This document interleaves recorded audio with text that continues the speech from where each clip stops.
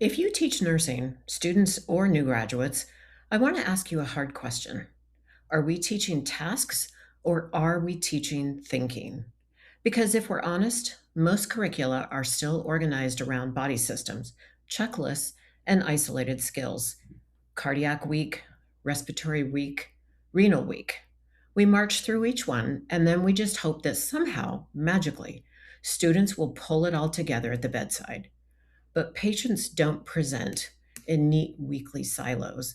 And if our graduates can't think across those silos, they won't be ready when it matters most. Here's the thing: patients don't walk in with cardiac week. They walk in with an oxygenation problem, a ventilation problem, a perfusion problem, inflammation, infection, a clotting disorder, a fluid imbalance, often several at once, all tangled together, and a patient is deteriorating in real time. There's no pause button while the nurse mentally flips back to which week covered this.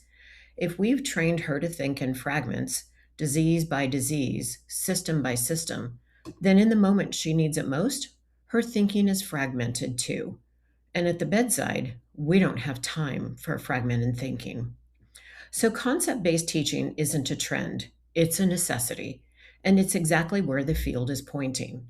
The National League for Nursing and the AACN Essentials both call for moving away from content heavy delivery toward concept based education built around clinical judgment. And there's a simple reason: the volume of medical knowledge has completely outpaced our ability to cover everything. We cannot lecture our way to safety anymore. What we can do is teach patterns, the threads that run through every diagnosis and every setting: oxygenation, ventilation, perfusion, infection, inflammation, clotting, fluid balance. Here's why that matters. When a nurse understands oxygenation as a concept, not just pneumonia as a disease, she can recognize early deterioration, whether it's COPD, post op atelectasis, sepsis, or a pulmonary embolism. That is the difference between task completion and clinical judgment. But content alone doesn't build that kind of thinking. Questioning does. So instead of asking questions, what are the signs of hypoxia, which is a recall question, we ask something that forces reasoning. How would you recognize inadequate tissue oxygenation before the pulse ox ever drops? What compensatory mechanisms in the body would kick in? What lab trends might signal it early? And what would change if perfusion, not ventilation, were the primary problem? The research backs this up. In one study, structured Socratic dialogue significantly improved critical thinking scores over traditional lecture, and a systematic review found the same for diagnostic reasoning and clinical decision making.